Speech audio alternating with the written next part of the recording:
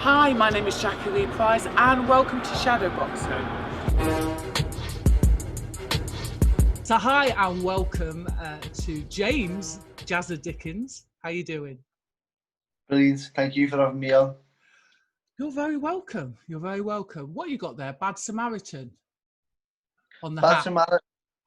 Shout out. Bad Samaritan. Yeah, me pal. Nice. What have you got? What have you got on your hat? Oh, funny you should say that. It's my own brand of boxer hat, available at all good stores. Oh, good. So, listen, how are you doing? Yeah, great. Training's gone really well. Had a good day training today. One of them days where you just give it everything. You don't think about tomorrow because you've only got today sort of thing, and if you do, you won't put it in because if you think about your next session, you're likely to hold it back. So we'll just think about the session in front of me and just give it everything. I've got about 5 weeks to go now. 5 weeks to train, and then it's fight night. So in terms of lockdown, obviously you had your fight back in February, which you obviously won. Did you have a little sort of break? Did you take your foot off the gas a little bit, or have you been sort of flat out throughout lockdown training? I've been not flat out, but I started camp 3 times, and got, they kept getting put back. But I had a good little rest. You know what I mean? In between every one of them, I had the right amount of rest. So yeah, I'm in a good place. Every time I've started camp, I've just started in a better position where I left off last time. Because I didn't go away and start eating loads of junk food, and because I knew there's going to be a date and I am coming back on a massive platform, I've had to stay disciplined. So it's been a good thing for me. So what happens though to you mentally when you're kind of getting that, like, right, we've got a date, let's do this, and then all of a sudden the carpet's whipped away from you? What do you go through mentally? Well, I've been documenting my the old thing. It'll be going up on YouTube.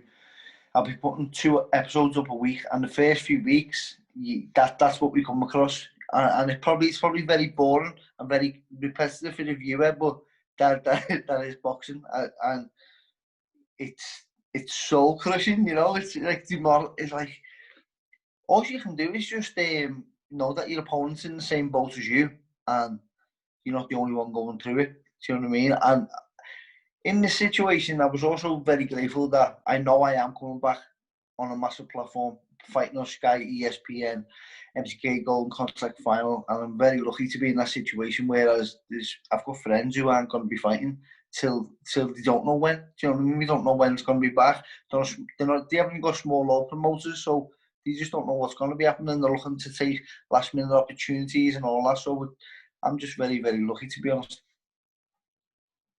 So to be fair, firstly, I don't think people will be bored of what you've got to show on your videos, because I was just talking to a friend of mine earlier on today, and we were discussing, he's a boxing person. There's always a group of people that want to know the ins and outs, the nitty gritty, and what you guys go through. So I think it's a great thing to document, actually, really great thing to document.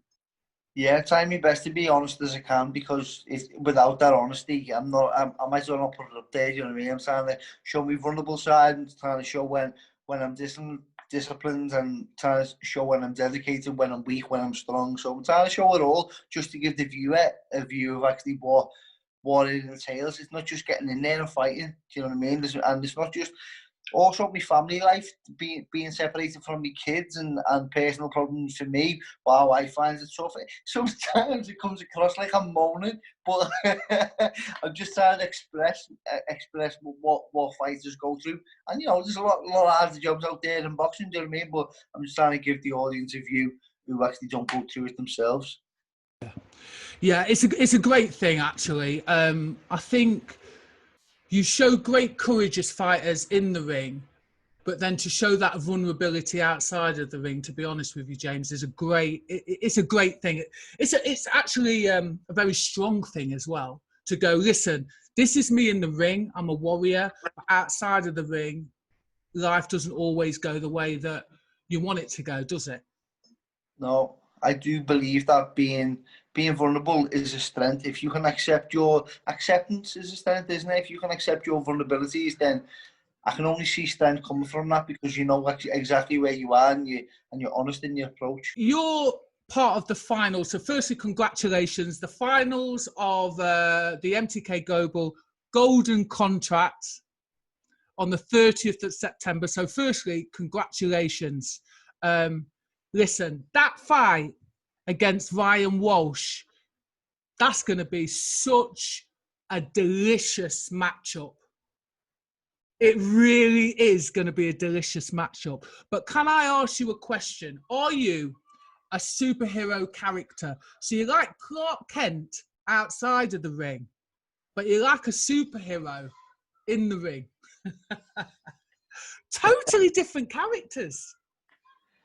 I don't know.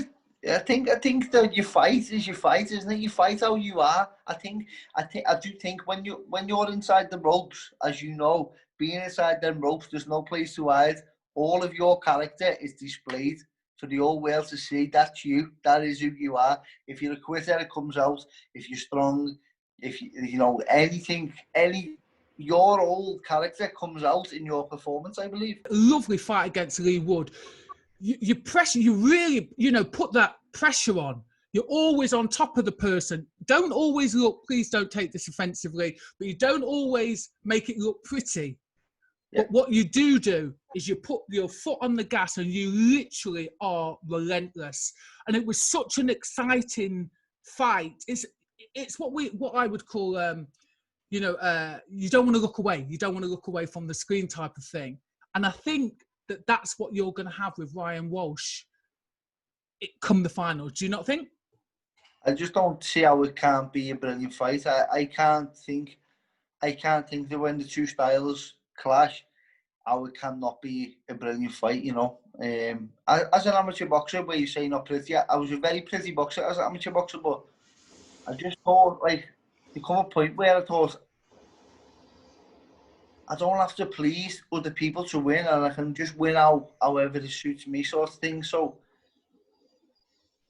I don't know. Maybe I've lost fights and trying to look good, and they've gone against me, and I just thought, just get the job done. How you've got to do it, To be fair, you showed that kind of tidy, nice style against Carlos Ramos. So we know you've got both sides of the coin, but in terms of like Ryan Walsh, you're quite similar in the sense that you're both southpaws, number one. You're both pressure fighters, or he's able to pressure like you. He's just a tiny little bit more measured than you are. What do you need to do to beat Ryan Walsh? Yeah, well, I've just got to be myself, and there's a lot of things in there that fighters don't show. Do you know what I mean? Like, you can't show determination, because it can only be something seen in hindsight. Do you know what I mean? Was he determined or not? But your will to win, how you can adapt to an opponent, all these little things. I'm good at the subtle things. That's one of my best assets. I've always believed is adapting to what's in front of me. So, just be the best version of me and just do what I've got to do. I believe I win this fight, and just by being myself. I'm not gonna sign up fancy. I'm not gonna try and create this new game plan. That's just not gonna. You just be myself, be the best version of myself, because I know I have to be. Yeah, nice. So I was talking to Toka Khan Clary the other week, and he spoke very highly of you, and he called you his brother. I'm just interested to know how you two met. What a guy, man! What a lovely guy. Lovely person. I spent a week with him in Marbella. We were both sparring John O'Callaghan for his world title fight against Tevin Farmer. So he used us both for sparring as we were both southpaws. And yeah, me and Toka just lived together for the week. It was a great experience, It was a very good experience. He's just a cool guy. Just a really humble fella. Just can't really explain, but just a good person, you know what I mean? A good soul. and he's looking for opportunities himself in boxing. And you see sometimes he's a little bit disheartened by the sport because we give a lot more than we receive in many instances. So yeah, I believe he will get his chance if he sticks at it, and I hope he does. I really hope he does. Do you know what's really nice? He spoke so highly of you. Like the smile that I've seen on saw on your face just then, I saw it on his. He was just like, "That's my brother," which I found that quite touching. That like you're both from different areas, you're both different culturally, but you're brothers. Do you know what I mean? And what about John O'Carroll though? Come on, what a character! Yeah, well, it was great. It was brilliant because me, him, and Jono were sitting in the house together, and it was just like three different people, three of the same people from different backgrounds. Do you know what I mean? It was crazy. It was a really, really good experience. I couldn't explain to you how good it was. Just a year before that, I was in America, and I was in a similar situation with a Dominican and a Cuban. Do you know what I mean? But boxing's just mad, isn't it? Just you can find yourself in them situations with like-minded people. But yeah, I really wish the best for Toka and Jono. Jono's just come off the back of a bit of a moody loss, hasn't he? And it's what it is. You take your eye off the ball. In his words, boxing the snakes and ladders. So yeah, I hope Jono can get back on the horse and keep doing what he's been doing. Yeah, just in terms of what you were just saying that with boxing, you can be from totally different areas and backgrounds, and we have this common ground. And anyone outside of the game, they just don't understand it. You can bash someone up, and the next minute be like the best of mates. Yeah, it's with boxing as well. There's no discrimination in any form. As you know, you've been in boxing gyms. Nobody looks at anyone any different. And I think, if anything, you could say there's like the only bit of badness I've ever thought is that people are treated a little bit differently on their level of ability, and that's to be expected in any sport, isn't it? Yeah, that's the only time when I've ever seen anything like that. It's just the levels of ability. I've always been treated well because I could always fight. Yes. You know what I mean?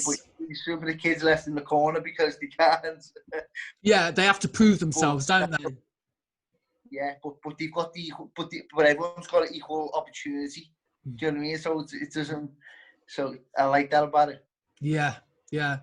So one of the things that I recognised when I was doing research on you is you're very humble and you're a very likeable guy, and you've talked a lot about your gratitude for just being in the place that you are now, being given the platform that you've been given.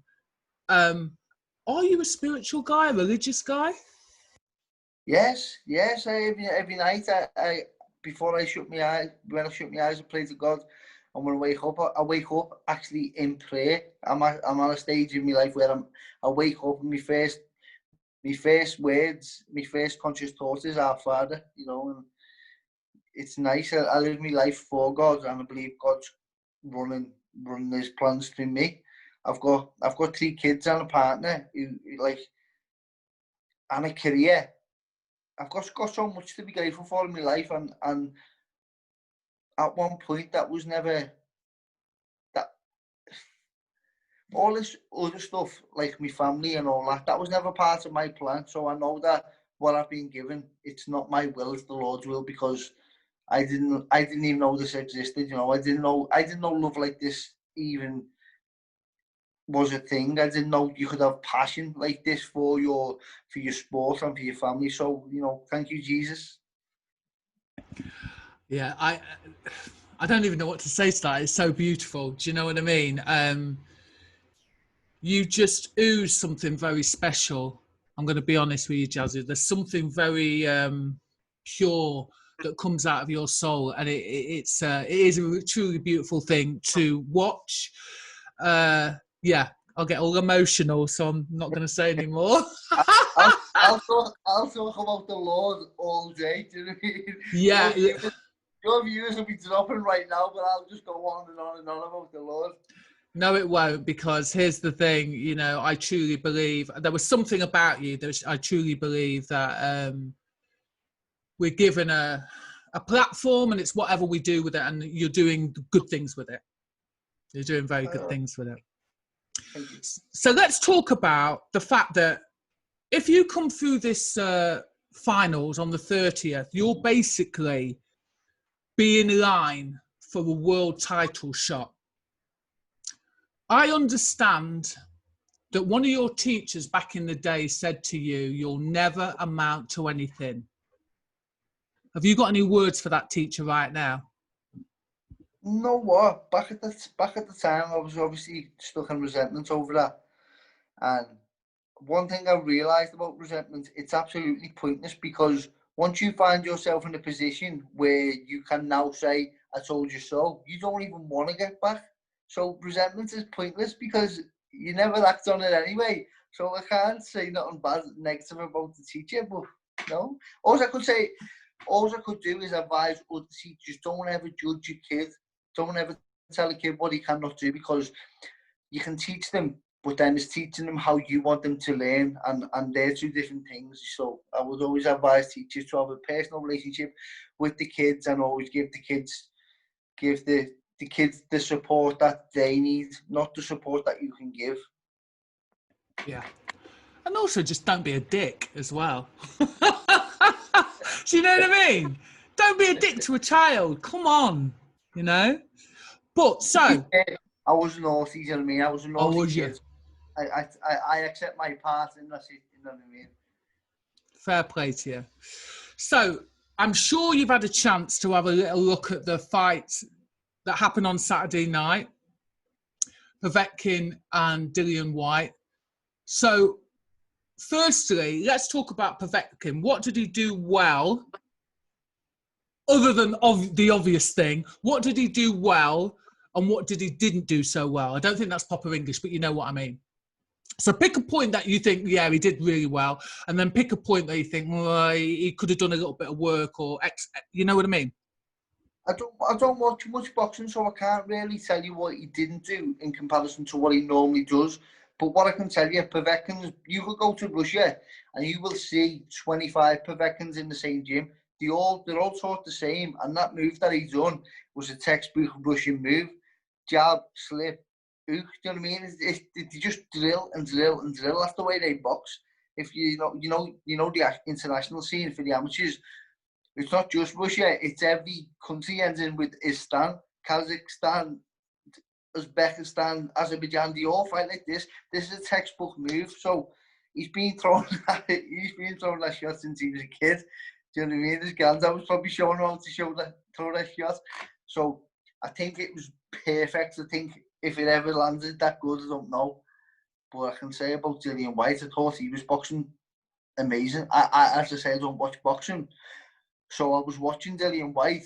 What we're used to now with the heavyweights, I think it's moving out of that, who's the biggest now. But the skill set I've seen in Dillian Whyte, I thought, bloody hell, I'm very, very surprised the way his skill set. It was nice to watch in heavyweight with that type of skill set, you know, and the short hook that he hit him with when he put him over the second time, the shortness of the hook, it was almost throwing it up his own chest. It was a lovely, lovely shot. So I thought it's only going to get downhill now for Povetkin, but obviously I don't watch enough of it, and he underestimated him. I think we all did. I was in shock. To be fair, like you said, I think a lot of people were in shock, but one thing I did notice on Saturday night, and I hear this a lot, that people go on about, you know, this is the pros, you can't take into account people's amateur pedigree. But what became quite apparent to me on Saturday night, that everybody that won had a great amateur pedigree. Yeah, I was thinking something along them lines about that myself. When you have a 50-50 pro fight, when it comes to record, the man with the amateur experience, obviously he's better off, isn't he? Yeah, cracking fight though, absolutely cracking fight. And then let's talk about Katie Taylor and Delphine Persoon. she's nuts. Not in a bad way, but what did you think of that fight?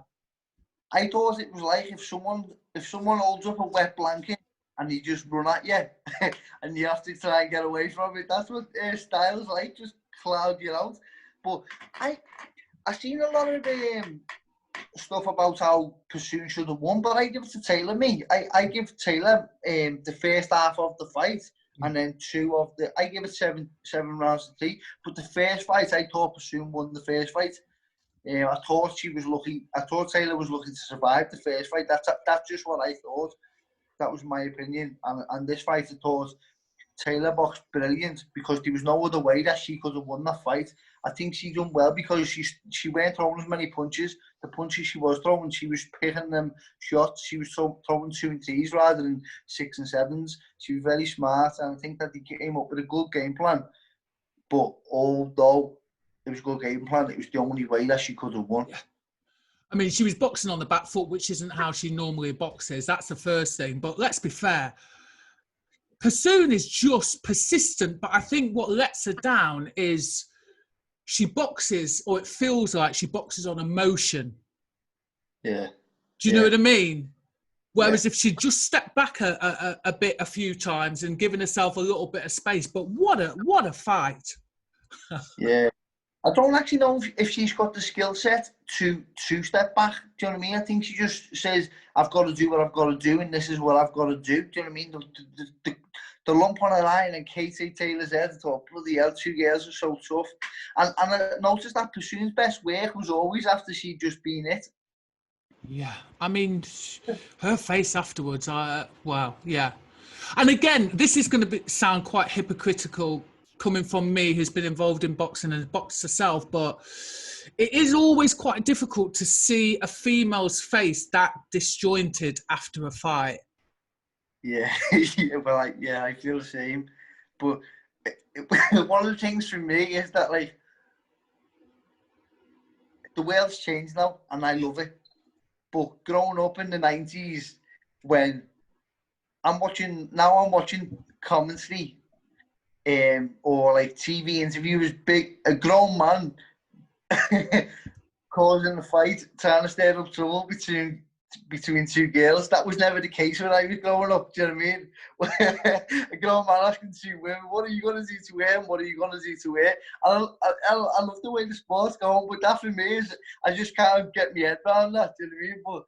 But I think that I think women's boxing is going to move into its own. It's not going to be. I think what Matchroom are doing is brilliant, because I think they're going to end up with full shows of just women's boxing, and I think it's also got its own platform. Do you know what I mean? I like the 72 minutes round because I think it's a different style of fighting. It's more exciting. The excitement is actually with the women. When these shows have been on the last few weeks, the exciting fights for me are going to be the women's fights. Let's talk about the rounds. So there is a line of thought that women now should be allowed to box 3-minute rounds, versus some people wouldn't like to see people box and would rather that they stayed at 2-minute rounds. Where do you sit on this, and why? My honest opinion is my honest opinion, and I know you're a female fighter, but I have to give my honest opinion as you've asked my question. I would hate to see. I don't like to see women with cuts on the face. Not from anything. It's not to do with me, but my heart goes out to women when they've got these big bumps like Pursuit. And like, I would hate to see a woman punch drunk. Does that make sense? I would hate to see a woman slurring the words. And we used to with well, I'm used to it every time I look in the mirror, but I wouldn't like to see that. Do you know what I mean? I don't know. But that's the sport, isn't it? And who am I to tell women what they can do in a sport? This is what this whole thing's about. Who am I to tell anyone what they can do? So if women want 12 threes, then women can have 12 threes. Maybe for the elite fighters who can do that. I don't know. Because some of the fighters I'm seeing, they can't do it. Do you know what I mean? And it's early days for a lot of female fighters. So this might surprise you, but I'm on the fence about it. Swaying more to the staying at 2 minutes and 4. And anyone can call me a hypocrite, but it's for the same reasons. And I've been a fighter, but I'm literally just like, there's a part of me that doesn't want to see, like you've just said, you know, seeing Pursoon on Saturday night it's quite shocking. And I'm saying that from a place of someone that loves fighting, that loves boxing, that loves everything about our sport. And I am a hypocrite to a point because I'm kind of like, well, it's all right for the guys. Makes them look more attractive. But I don't know if I'm ready to see females being knocked out, if I'm totally honest with you. Yeah, I would like to see it glamorized. I would like to see it glamorized for the women to get, because I think they could do better out of the sport financially if you glamorize it. So you see the ring walk that Tasha Jonas had when she boxed Terry Harper. The likes of that, it was amazing, wasn't it? And I'd love to see it go down that avenue, and we keep the excitement of the 10 2-minute rounds, and it's a show, it's a spectacular. You know what I mean? It's just enough, I think, right now for us. I don't know, but that's just me. Yeah, I mean, listen, there were times where, you know, let's talk about Natasha Jonas against Terry Harper. There were moments, obviously, in that fight that you think, you know, or any fight, you just want someone to put someone over. So there is that part of me. And then there's the other part that me goes, oh, but I don't want them to look like that. Or it's crazy because I'm involved in the sport. I don't know what the answer is. Yeah, I'm a dad of a daughter, and that's the only way I can see it, because I'm a father of a daughter. My opinion is worthless. You know what I mean? And I'm not trying to say it is. I'm just giving my opinion because you asked. But my opinion doesn't matter. But I am a dad, and that's how I think. To be fair, I've asked quite a few females as well, female boxers, off camera, and they actually agree with me. But I don't know if they'd want to say it on camera. Maybe because of the backlash. I don't know. Yeah, so. Well, it's also macho. Is if we end up with 12 T's for the girls, for the women, then if they chose 10 2s, they've also lost that macho-ness about it, haven't they? So maybe there's a lot of pressure on them to now say, yeah, we want 12 3s, when a lot of them, they won't. Yeah. That being said, I've got a friend called Jane Couch, and I'm sure Jane would love to fight 15 3s. I was around when she was fighting for her rights, and to be fair, none of this would have happened without, you know, without her, to be fair. I honestly believe I've spoke to her and I've heard their story, and this wouldn't be happening. And I feel a bit sorry for Jane, because in this day and age, maybe she has that feeling that she's done this for the women, but also she'd have made the right few quid. She'd have done well out of the sport if she was from this day and age. Yeah. It's just life. Do you know what I mean? I mean, I'm watched amateurs that have had so many more opportunities than I had, but I think it just is what it is. Yeah. You're part of the journey, but it's just may not be for you. It's not, and it wasn't for us. It's as simple as that. Do you know what I mean? It's as simple as that. Jazza, it's been an absolute pleasure to talk to you. It really has. I'm wishing you all the best on the 30th. Go and do the business. I'm sure you will. Yeah, and hopefully I can catch up with you after. Sure. My pleasure to be on the channel as well, and thank you so much for having me on. I appreciate it too. I appreciate you, because as I always say to the people like yourself, we need you a lot more than you need us, so thank you. If you like this video, please go ahead and give it a thumbs up. If you're not a subscriber of Shadowboxruk UK, we'd love to see you, so please go ahead and subscribe now.